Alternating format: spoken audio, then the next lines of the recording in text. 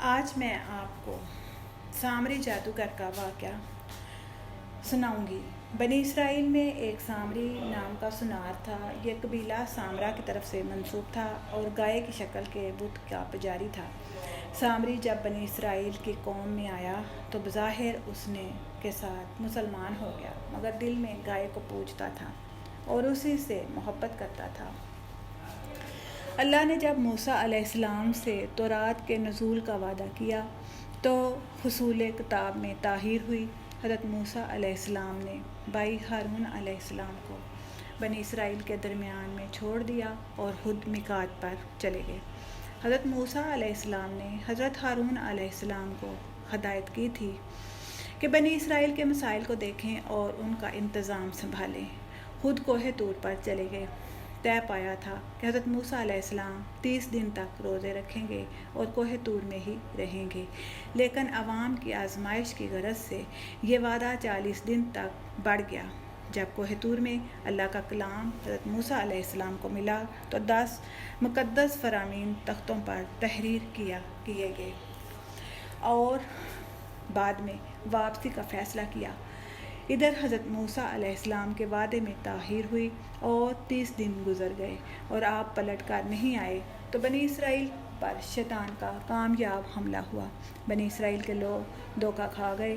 سامری جادوگر نامی شہرت یافتہ، شہرت پسند، اقتدار پسند، جال سازی پسند اسرائیلی شخص سونے کا بچڑا بنایا اور فریب سے اس میں کچھ آوازیں نکالی اور لوگوں سے کہا کہ حضرت موسیٰ علیہ السلام نے وعدہ خلافی کی ہے، موسیٰ علیہ السلام واپس نہیں آئیں گے۔ ہماری تمام بدبختیوں کا سبب یہ ہے کہ ہمارا کوئی بت نہیں ہے، بس میں نے سونے کا ایک بت بنا رکھا ہے۔ نادان اور احمق اور سادہ لوگ دھوکہ کھانے میں شوقین سامری جادوگر کے گرد اکٹھے ہو گئے اور اس کی باتوں کا یقین کیا اور بت پرستی میں مصروف ہو گئے۔ حضرت موسیٰ علیہ السلام واپس آئے تو فضائے الہی نہیں تھی اور ہر سو سامری جادوگر اور اس کے بنائے ہوئے بت کا چرچا تھا اور ہارون علیہ السلام کو جان کا خطرہ بڑھ گیا تھا۔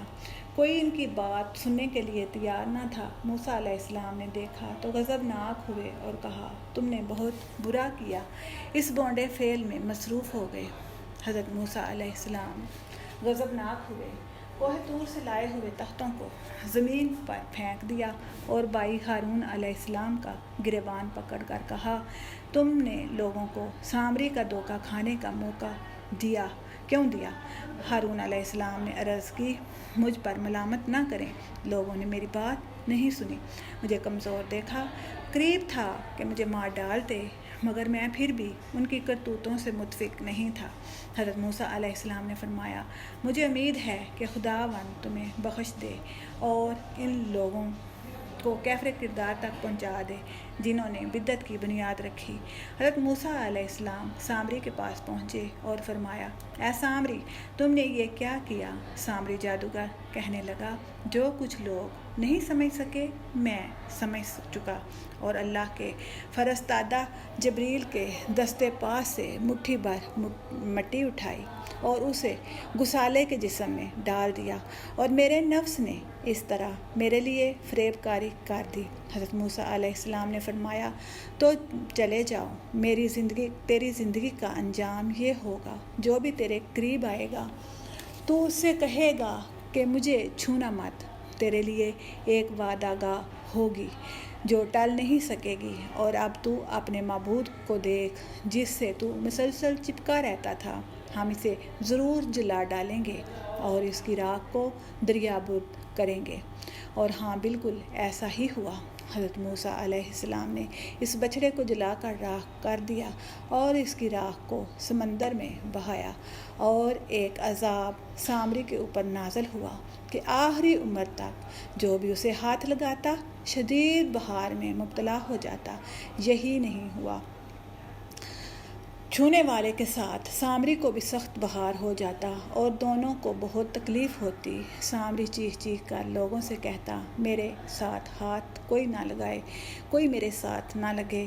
لوگ بھی اس کے سے اجتناب کرنے لگے تاکہ بخار کی تکلیف میں مبتلا نہ ہوں۔ اس دنیا کے عذاب میں گرفتار ہو کر سامری بالکل تنہا رہ گیا اور جنگل میں چلا گیا۔ آخرکار بہت ذلیل ہو کر مرا۔